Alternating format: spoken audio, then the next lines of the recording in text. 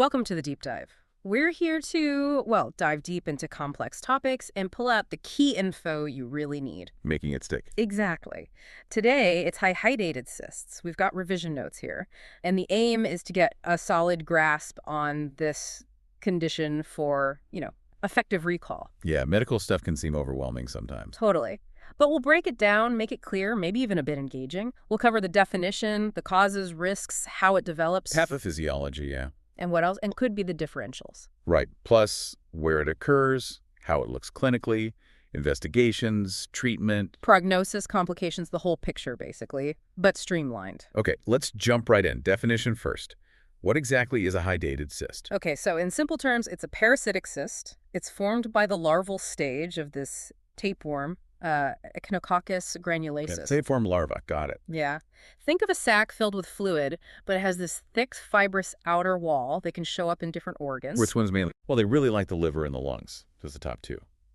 But you can also find them in the spleen, kidneys, even the brain sometimes. So definitely not just a simple fluid collection then. No, definitely not. They grow, and as they grow, they can damage the organ they're in, cause problems, complications. It's a real issue. And you mentioned location. Is it more common certain places? It is, yeah. Much more common in places like the Mediterranean region, the Middle East. So travel history or where someone's from, that can be a big clue. Okay. And the root cause, how does someone get this in the first place? It all starts with swallowing the eggs of that tapeworm, Echinococcus granulosus, usually from contaminated food or water, often linked back to infected dogs. Right, dogs are involved somehow. They are. And treatment, well, it can be complex. Often needs a mix of things. So really understanding the condition is pretty vital. Sounds significant on a larger scale, too. Oh, absolutely. The WHO, the World Health Organization, they actually had a target for controlling this disease by 2020. That tells you something about its global health importance. Right. Okay, so that's what they are. How do they actually form the etiology? So as we said, it starts with swallowing those tiny tapeworm eggs, contaminated food, water. Oh. You ingest them. Accidentally, of course. Yes, accidentally. Once they're in your small intestine, these eggs hatch. Out come the larvae. And then they don't just stay there. No, they're mobile. They manage to penetrate the intestinal wall, get into the bloodstream, and then they travel. They migrate to different organs. And the body just lets this happen. Well, the body reacts. Yeah. The immune system recognizes this invader and tries to contain it. It forms that protective cyst wall around the larva, that thick fibrous layer we mentioned.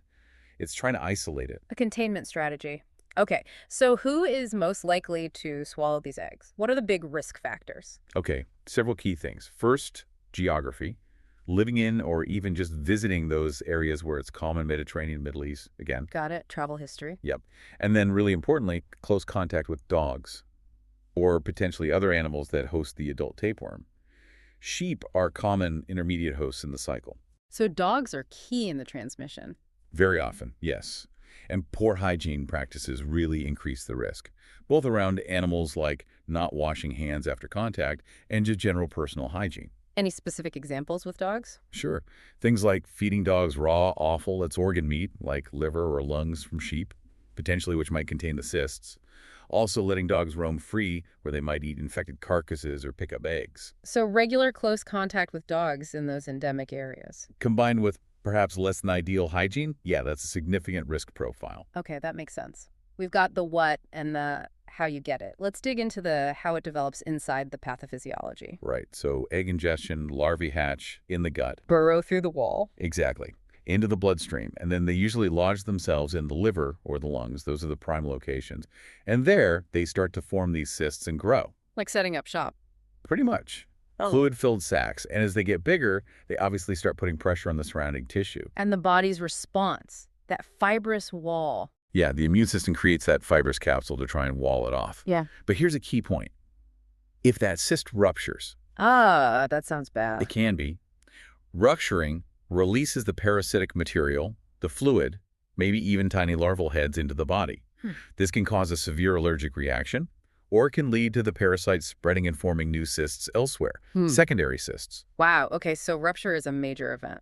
Absolutely. And this whole thing operates in a cycle, right? A two-host cycle. You've got the definitive host, often dogs, harboring the adult tapeworm in their gut. Yeah. They pass the eggs in their poo. Right. Then an intermediate host, like a sheep, eats grass contaminated with these eggs. The larvae hatch inside the sheep and form, cysts in its organs. Okay.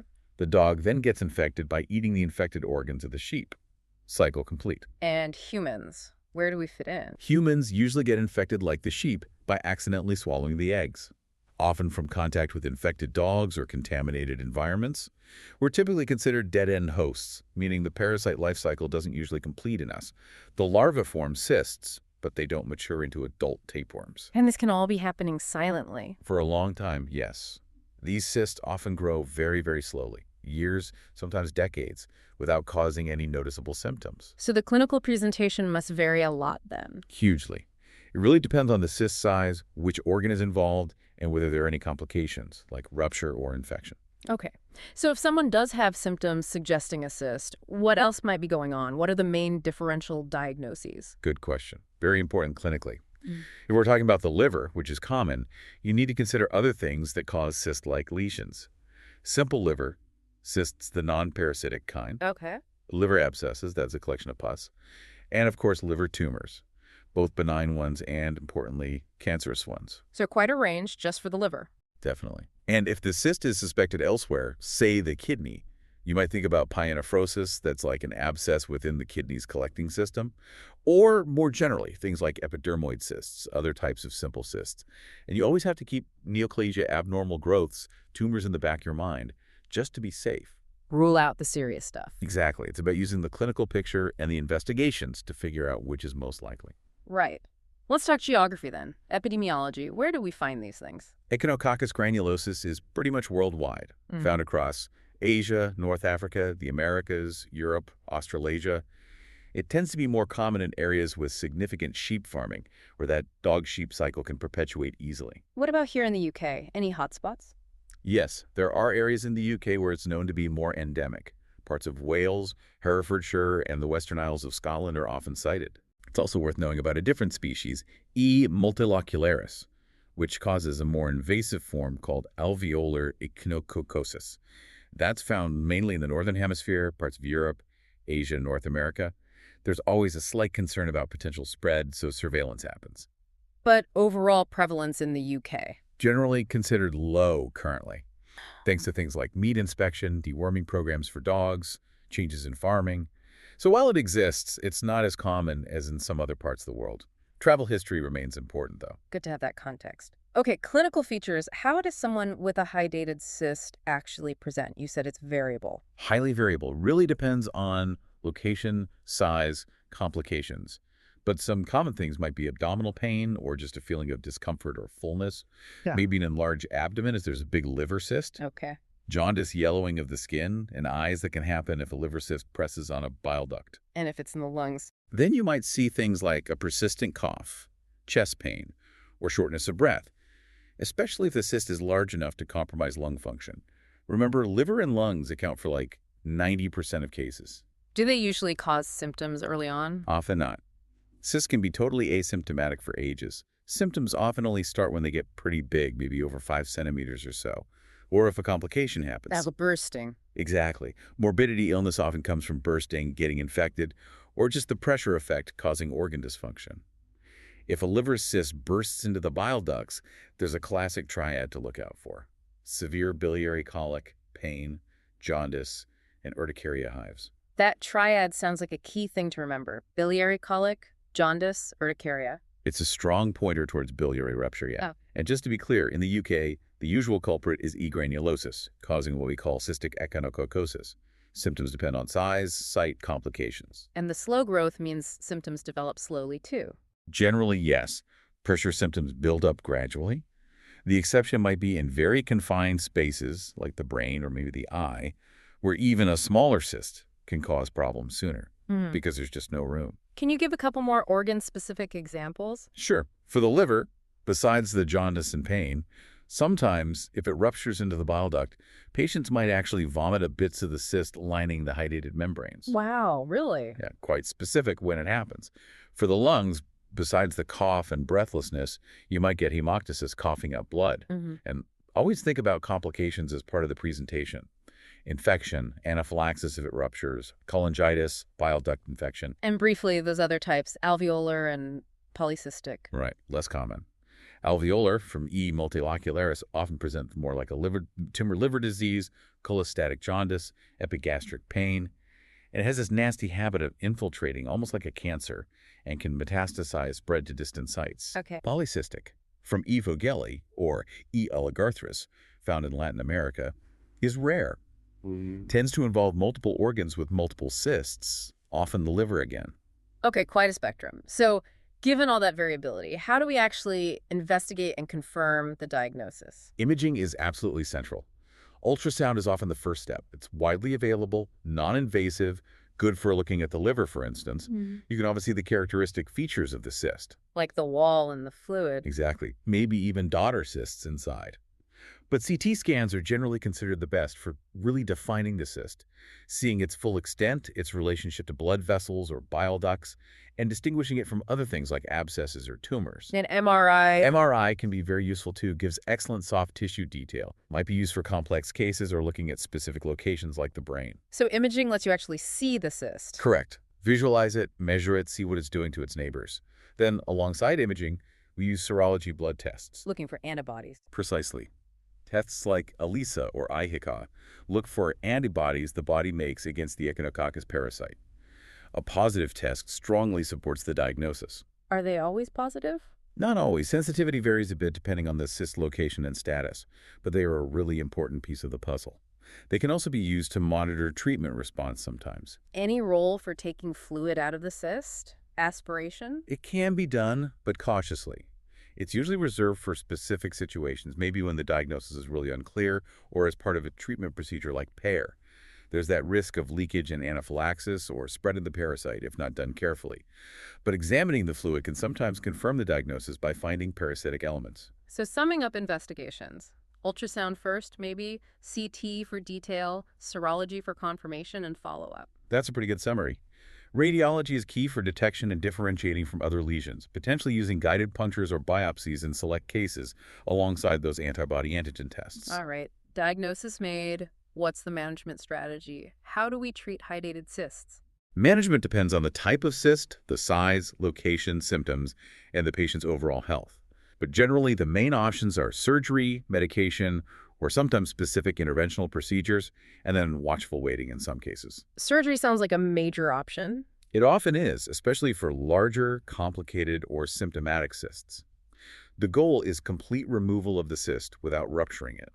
Needs an experienced surgeon.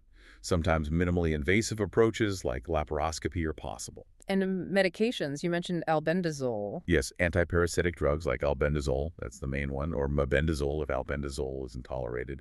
These can be used before surgery to try and sterilize the cyst contents or reduce tension, making rupture less likely, or after surgery to reduce recurrence risk, or even as the primary treatment if surgery isn't feasible for some reason. How do they work? They essentially kill the parasite larvae within the cyst. This can shrink the cyst, or at least stop it growing, and reduces the risk of spread if there's any accidental spillage during surgery or if the cyst were to rupture spontaneously. So it's often a combination. Very often, yes. Surgery plus medication offers the best chance of cure usually. But even with successful removal, long-term follow-up with imaging and maybe serology is crucial because these things can sometimes recur or new ones can develop. You mentioned PAIR earlier. Right. PAIR stands for puncture, aspiration, injection, reaspiration. It's a minimally invasive technique used for certain types of uncomplicated cysts. You puncture the cyst under ultrasound guidance, aspirate the fluid, inject a sclerocidal agent, something to kill the larvae, like hypertonic saline or alcohol, leave it for a bit, then reaspirate. It avoids open surgery. And the watch and wait approach. That might be considered for very small, stable, asymptomatic cysts, particularly calcified ones that are likely inactive, but it requires careful monitoring. What about the alveolar type, E. multilocularis? That's managed differently because it's infiltrative. The ideal is radical surgical resection, like removing a tumor, plus long-term chemotherapy with albendazole. If it's inoperable or only partially removed, then long-term, potentially lifelong, chemotherapy is the mainstay. Liver transplantation can even be an option in severe cases. Okay, so quite involved management. What's the general outlook then? The prognosis? It really varies. Depends on the cyst type. Cystic is generally better than alveolar. Also depends on size, location, number of cysts, any complications, and crucially, the effectiveness of the treatment received. But with treatment? For cystic echinococcus, E. granulosus, if you get timely diagnosis and appropriate treatment, like surgery plus medication, the prognosis is generally favorable. Recurrence rates are relatively low with good technique and drug coverage. But complications can affect that. Definitely. If you have a rupture, a major anaphylactic reaction, secondary infection, or widespread dissemination, the outcome can be much more severe. So early diagnosis and intervention are key. And prevention. Can we stop people getting it? Prevention is tough on the individual level, as there aren't human vaccines or preventative drugs right now. The focus is really on interrupting the transmission cycle in animals. Key things are regular deworming of dogs, especially in endemic areas, preventing dogs from accessing potentially infected carcasses or raw offal from livestock like sheep, improving slaughterhouse hygiene and disposal of offal, public education about the risks and hygiene measures, Like hand washing. absolutely, hand washing after contact with dogs, soil, thoroughly washing fruits and vegetables that might be contaminated. There's also work on a vaccine for sheep, the EG95 vaccine, which looks promising for breaking the cycle in livestock. Interesting. Okay, lastly, let's just recap the potential complications. What can go wrong? The big ones we've touched on. Cyst rupture is probably the most feared immediate complication. It can cause that severe allergic reaction, anaphylaxis, due to the release of cyst antigens. Potentially life-threatening. Yes. Rupture can also lead to the spread of the parasite, seeding new cysts elsewhere in the peritoneal cavity, or pleural space, for example. Secondary bacterial infection within the cyst is another issue, essentially turning it into an abscess. Nasty. And then there's the effect of large or multiple cysts just compressing adjacent organs or structures, blocking bile ducts, causing jaundice, compressing blood vessels, or impairing organ function like the lungs or kidneys. So a lot can potentially happen if it's not managed properly or if things go wrong. Exactly. It underlines why awareness, early diagnosis, and careful management by experienced teams are so important. Absolutely. Well, that was a really comprehensive run-through of hydatid cysts, from the tapeworm life cycle right through to management and complications. It's definitely a condition to keep in mind, especially with the right exposure history or geographical background. Definitely. Key takeaways. Remember the dog-sheep cycle, the importance of hygiene, the varied presentation, the reliance on imaging and serology, and the combined surgical medical approach to treatment often needed. And the potential for serious complications if rupture or infection occurs. Which brings us to a final thought. Given that these cysts are found globally and can be asymptomatic for so long, what role could greater public and healthcare professional awareness, maybe even targeted surveillance in some areas, play in catching these earlier and improving control? Something to ponder. A very relevant question. For more high-yield revision resources, do check out PASSMSRA.com and also FreeMSRA.com. Great resources there. Thanks for joining us for this deep dive into hydatid cysts.